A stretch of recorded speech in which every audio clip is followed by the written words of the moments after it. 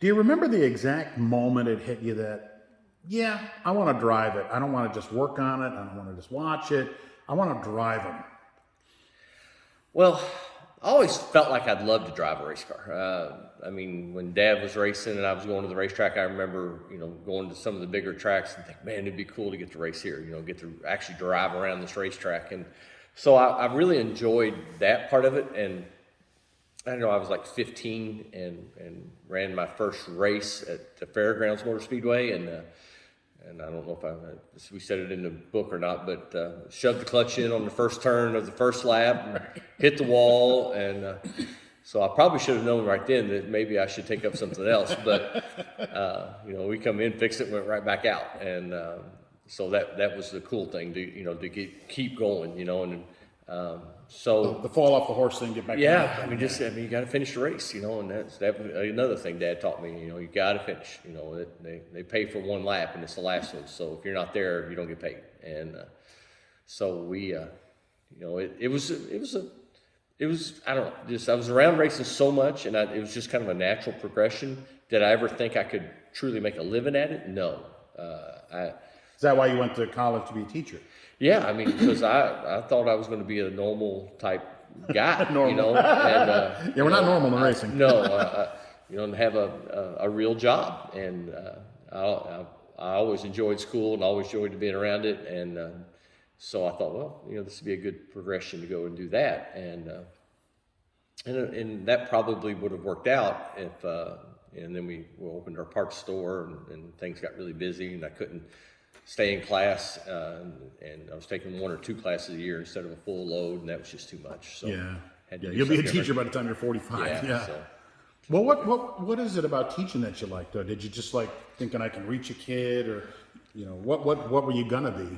I don't know if I ever got that deep into thought about making a difference in a kid's life, but I always felt like always liked kids, still do. I think there's nothing that's I don't know, more attractive than seeing somebody excel and do better for themselves. And so if you think you could be a small part of somebody's life, that you could improve on it and they can go out and be a better person or a better whatever, that meant a lot. And but I really enjoyed school, and I had some great teachers throughout my school years, and I thought that was a really good profession.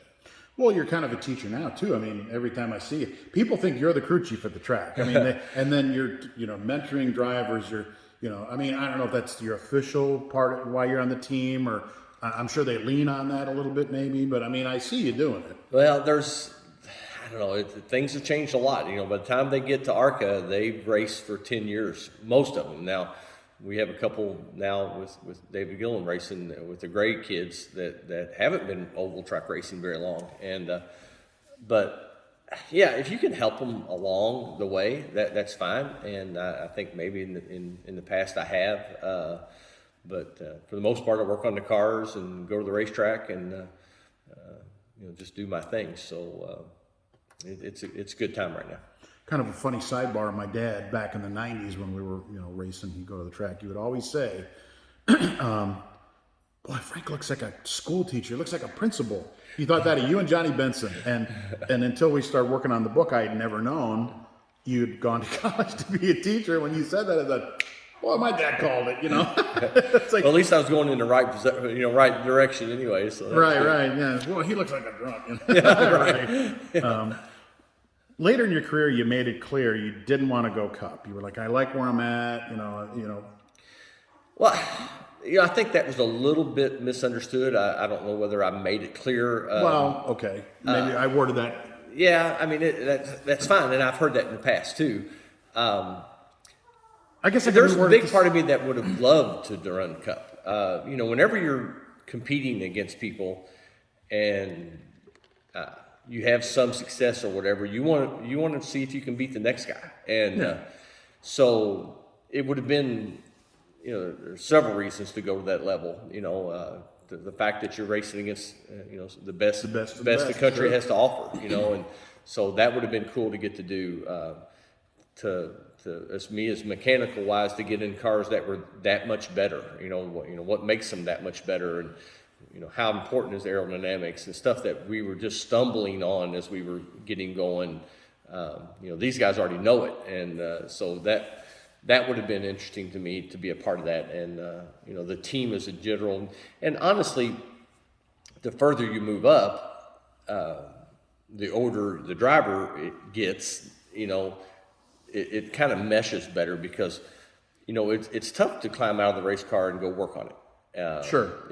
Especially. And I hear some mechanics don't like that either. Yeah, exactly. They don't want you around it. But so as you get further up, you have to rely on your crew. And the further you go up, the better your crew and everything gets, all the equipment around you gets. So in some ways it makes it a little bit easier for the driver, which it has to, because today's you have so much media and sponsorship, obligations that you have to take care of, that you don't have time to work on the car.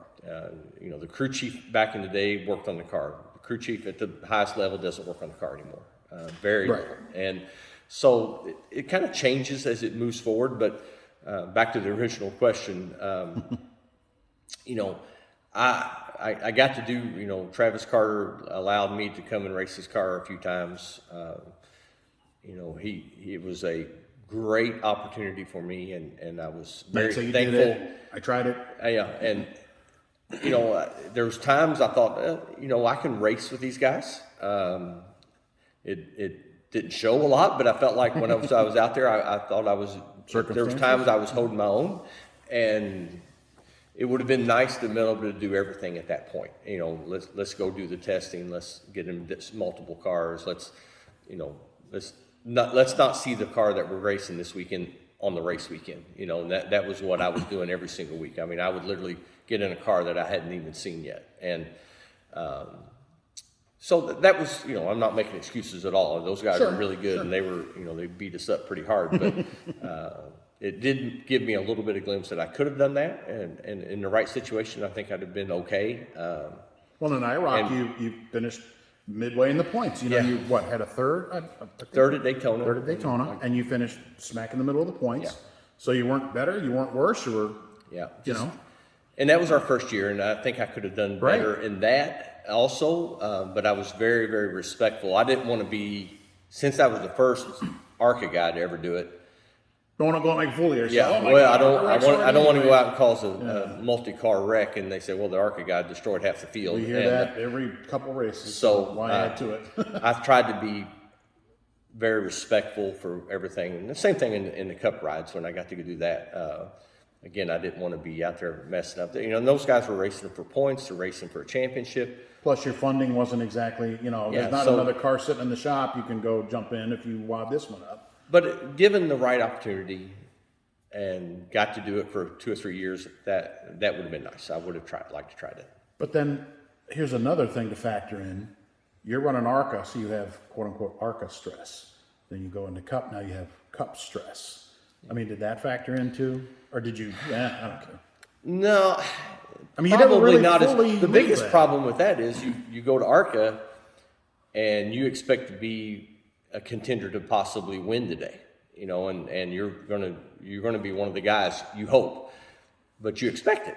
Well, then you go to the Cup deal and you expect to be one of the guys that hopefully can stay on the lead lap longer than you need to.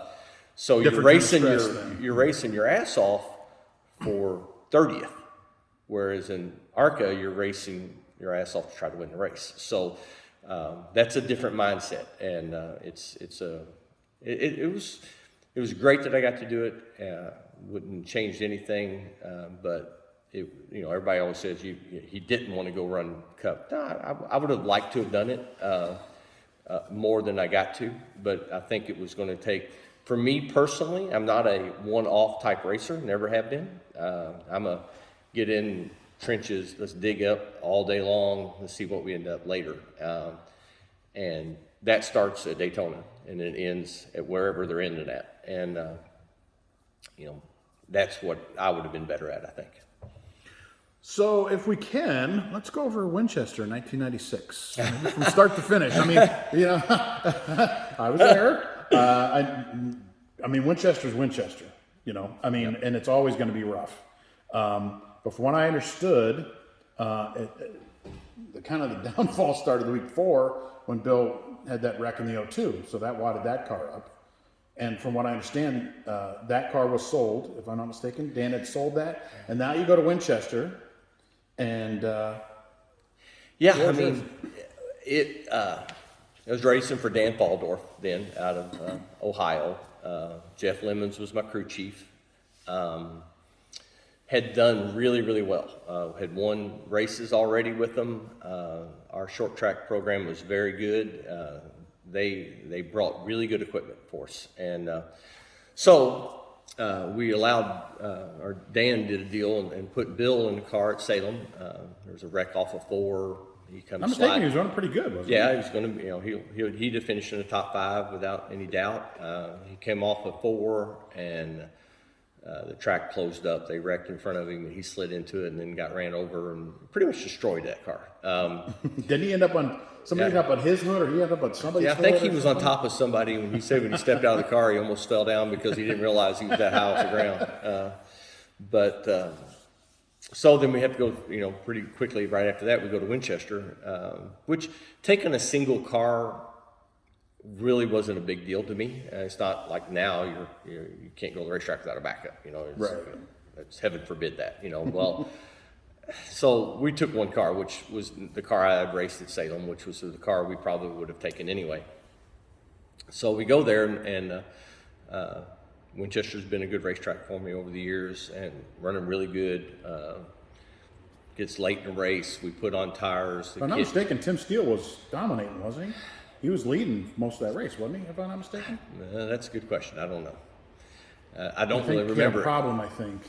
I think he may have blew a tire. Now that you mention it, it seems like he blew a right front tire or something, but I may be wrong. That changes the whole complexion. Yeah, I mean, now it becomes who can win this race other than him, which was the case a lot back with him, especially at Winchester and Salem. I mean, he was good everywhere, but he's really good at those places. And so in the battle at the end of the race, with a guy named Scott Neal. Scott had stayed out. I was on fairly newer tires. Ran him down, caught him, raced hard, going 3 and 4. We touched a little bit. Really wasn't, in my opinion, very bad. Beat him back to the line, but on the way to the line, he hits me in the right rear on purpose and spins me into the, across the line. Luckily, I slid across the line first, so I still won the race. But Scott and I had some run-ins already earlier in the year, and some things, a lot of undercurrent going on with that. Year before, he spun you at Winchester also, from Yeah. the Papa John's car. Yeah, and there was times that this wasn't going well, and now you kind of taking it. Okay, wait a minute. One incident. Okay, 2 incidents, and then and I'm talking 3 or 4. There was like 3 or 4. Minute. Yeah, it was more personal at that point, and I was mad. Extremely mad, and maddest I've ever seen you for since. I was going to, in my mind, I was going to go around and wreck him. I was going to run over his car. 2, 3 wheels on, I don't care. I'm getting there. As I come off of turn 2, the steering on our car was broken. I didn't really realize that the right front tire was missing. In the video, it beats me down the backstretch, which was interesting. And as I come off of 2, I realized the car won't steer back straight at all, and I hit the inside embankment and almost flip over on the side. Yeah. Which would so much more talk about insult to injury. And then the first person to my car was Bob Shadd. Bob had climbed out of his car and come over and checked on me, and he ran over. And he's leaning down in the car looking at me because he's standing up on the dirt, and I'm kind of on the side and a mess. And he asked me if I was okay, and I said yeah. And he said, "Well, go whip that son of a bitch," And so I climbed out there. Yeah. Took off running across there, and it was a big scene after that. So, but we ended up winning the race, and we're happy. Well, and he didn't just. I don't know if you remember this. I know we've talked about it, a few times, but not here on camera. But he parked on the front stretch like everybody does when they win a race. Rarely do you park on the grass on the back stretch when you win a race. He parks on the front stretch and gets out and stands on the roof of his car and starts screaming like, yeah. Almost like Ty Gibbs did at Martinsville. And I'm thinking, oh my God, you can't be serious. Yeah, I don't know Did what you he was see really that? thinking. I don't know whether he thought he won the race. I don't know whether he thought he slid across I don't the board. think that was it. Yeah, or if he was just in the heat of the moment was a little bit nutso. You know, Did you at that see time. him do that? I don't remember when I come You were across the surrounded by about infield. 30 Yeah, there were so people many people stopping. around me. I was more trying to get to the front stretch and then seeing what he was doing. So I don't know that I even saw him on top of the car until I watched it on video. But yeah, it was a pretty big. You know, they had a deal back in the day that had the podium finish thing, and they kept wanting me to go up there. I said, that's fine, but if I can get close enough to him, I'm going to hit him. You know, and they weren't happy with that. At least you're honest. Yeah, I was honest, and which is it's a big deal for me because I don't usually get that mad, and so it. I've never seen you that mad before. So Yeah. can you remember your mindset? I mean, you know, when we get mad, sometimes we maybe cross that line of like, okay, I don't care what happens, my fist is going through his face or whatever. Can you remember what you were thinking? Just, I want to get to him. What was it? Well, I think we finally got to that point that my dad had told me about. You know, you got to stand up every now and then. And, you know, I raced him hard that day. We did touch, no doubt, didn't wreck him, didn't tear up his car at all. You know,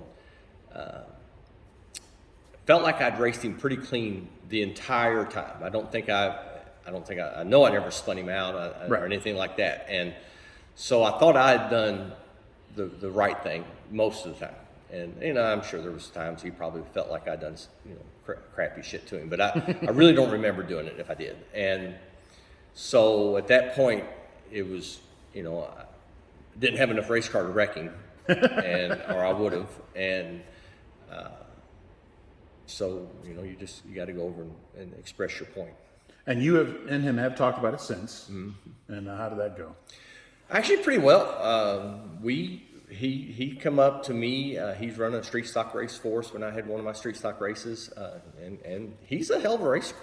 He does a really good job driving a race car, and That's admitted. He's a great race car. Yeah, I mean, I've always said that I felt like he was a very good race car driver, and he actually at one of our conversations kind of apologized for the way he acted, and kind of wished that he would have took a higher road, and because he thought it would have been better for his, you know, his career as a driver. And that was his last ARCA race. Yeah, which he would have been, you know, without a doubt. It would have been. Couldn't agree more. Yeah, I thought he was a great racer.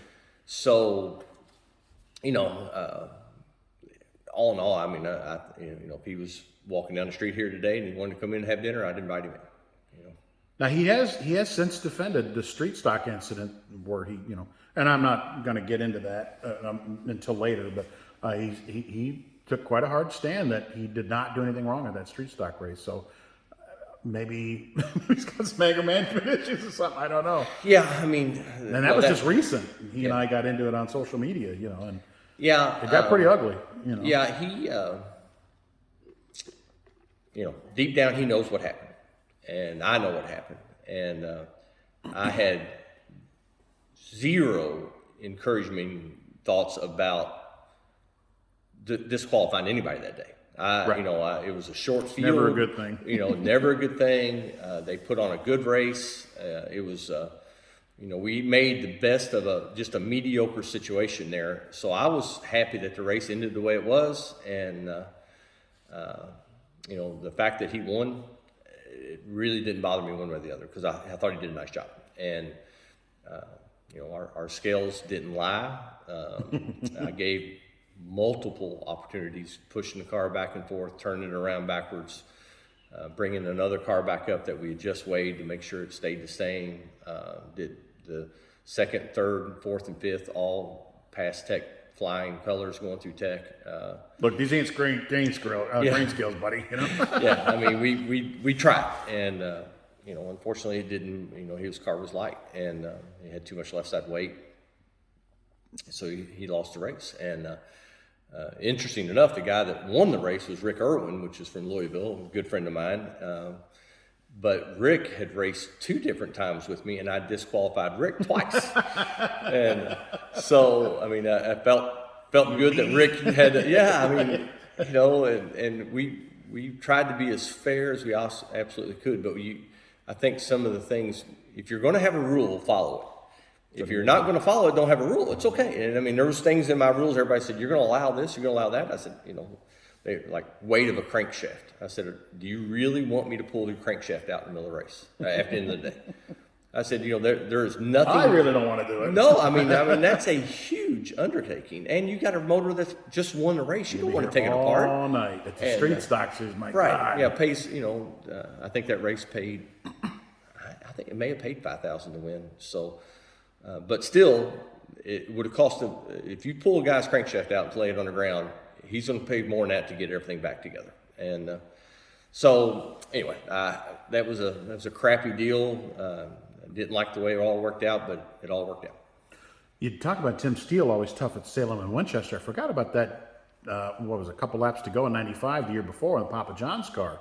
You and him got together. Now, Tim Steele really wasn't a wrecking guy, but he would race you hard. Oh my God, he'd race you hard. Were you surprised that day when you guys got together? And it kind of took you out of the running, didn't it? I think we ended up like second or third. But I mean, you were fighting for the win. Yeah, Did you feel you could have won, or was he? He was faster. But he didn't basically probably need to do that. And he didn't really wreck me. He he put me in the fence. Yeah, Salem, that just breeds that. Late in the race, and he was honestly his eighth tire. Yeah, for about 10 laps or whatever, I'd like to watch the whole video of the race again, but he'd get all the way beside me and I'd beat him through 3 and 4, and we just wore each other out doing that. And I mean, I didn't like it that day either, but at the same token, I kind of got it more than I did the other thing. So, Tim and I mean, he was the guy to beat, and I was trying to beat him, and it was hard. Whew, he was tough. So it was a good time. That I believe that resurrected Salem Speedway. Those events that we had together. Oh, the crowd went nuts that day. Yeah. Woo! So, and they came back bigger the next week and our next year, and it was good for everything involved there. It's hard to live through a little bit at the same time, but he was the guy coming in, and he was the one to beat, and we were trying hard. Speaking of Salem and Shelby Howard, 2003. 2003, I'm not mistaken, right? And you guys kept coming back, and problem after problem, and here you are, still fighting for the lead. Yeah, that was probably one of the hardest ones that I ever had to swallow, because we were leading the race, was going past the lap car in the middle of the race, leaving pretty comfortably, 4, 5, 6 car lengths. It wasn't like we were bumper to bumper, and the lap car, I truly believe it was Terry Jones, and I remember that, and I think it was Terry's first ARCA race, honestly, and I feel like I moved to the bottom of him to pass him, and I think his spotter probably had told him the leader's coming, move down, and when he moved down, I was already there, and because Terry's not the type of guy to wreck you at all, and especially when he's going a lap down, he would have tried his best to stay out of the way. So it was just a victim of circumstance. Tore up the car pretty good, hit the wall in 1 and 2, went up on 2 wheels, tore the right side off of it, knocked the exhaust pipes down. They had a lot of job to fix, but it didn't hit the steering wheel or hitting the front tires. So we got out of it pretty luckily and come in, and I think we pitted probably 10, 12, 13 times for the race, kept working on it. We took Bill and the guys put bungee cords to hold the exhaust pipes up from dragging, and tried to get the fenders cleared out. Anyway, long story short, we were able to. The car was really good still, and I caught Shelby and was trying to pass him. Really hadn't had any trouble with Shelby. He's a good racer and a fast, kid was fast, and finally coming off to did a 3 wide move through the middle. We touched again off the turn, but didn't wreck him. Didn't even put him in the fence at all. Everything was able to continue, and we going into 3, and he turns left and hits me in the right rear. Which we all know, you 3, you don't go left anyway. You stay up against the fence, and so it was a bad deal. I was mad. I was mad about that one. Looked like the rest of the crew was. Yeah, I mean it was tough because here you were very subdued on TV. Yeah, but we fought so hard, and Literally, we were going to win. We were, you know, barring bad luck at the end of the day, we were going to win the race, and that would have been such an accomplishment for everybody. Right. And then come back with a car that's completely junk. I mean, you get right reared. You know, that's the ultimate sign of disrespect. Yeah, shitty deal, and so that was bad. And you're in the middle of no better way to put it, losing streak, 2011 at Toledo, and Mr. Dillon decides to move you out of the way. And there's another one. You know, that was weird too. Yeah, I mean, we were leading the race, and it was late in the race. I don't know, 10, 15 to go or whatever it was, and Ty Dillon was there racing, and you know, he pretty much dominated the whole year. He was really doing a nice job and was fast, and so he got into my left rear quarter, spun me out going into. I actually think he hit me in a bumper. I don't think he even got beside the car. I think it was a back bumper hit, and hit me hard enough where I spun, and so that was aggravating, and I was mad about that. And he goes on and wins the race, and we had Jim Johnson from Menards was there, and you know, just a lot of big people from our sponsorships and stuff were there, and I'm sitting down there, and turn one was where our pit area was, and I'm fuming, and then he comes down and does burnouts right there in front of us, and which I'm not a big fan of burnouts anyway, right. And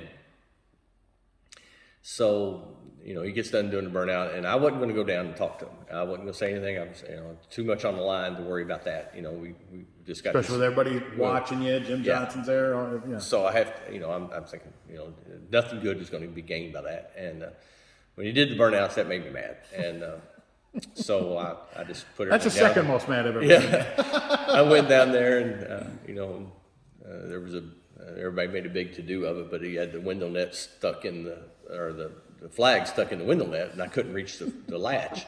So I just took the flag out and threw it on the hood, and so that's casually his eyes were real big, and his crew got there, and they were pretty cool about it. You know, they didn't want me to hit him or anything, and I told him, I said, I'm not going to hit him. I just need to ask him something, and I just asked him, how do you celebrate when you win that way? And what did he say? Did he say anything? He didn't have a clue. He didn't really. I don't think he really understood what I was trying to point out, and which is interesting. You know, he comes from a racing family just as much as any of us do. You know, and you know, he knows how hard it is to win races and everything that's going through all that. And but yeah, I mean, I've done things. I've wrecked guys on last laps. Whether I meant to or not, in their mind, I meant to. You know, but you don't do a burnout. You know, you get on the radio or you get on the interview at the end of the race and you apologize for it. And then you call the guy, and you don't text, you don't do that bullshit. You walk up and shake his hand, you know, and say, man, I messed up. But if he swings, well, I guess I deserve it. Yeah, I mean, it's exactly right. I wrecked a grand end finger at Talladega one year, bad. I mean, tore him all to hell, and Will got in the wreck too, and it was my fault. And I ended up parking. It never ends, fails. At the end of the race, they parked us down in the pit area, and I looked over, and I was parked right behind Grandin Finger's trailer, you know, which is the way it always works out. So I climbed out and walked right straight in the back of his trailer. And you know, the guys, I mean, if looks could kill, I did several times going through the back of the trailer. But I walked up and said, man, my bad, my fault, I messed up, didn't mean to, total accident. But whether it's an accident or not, the inevitable outcome is the same. You know, his car's tore up, mine's not. So he's not happy, you know, whatever. So, I mean, that's what it takes. And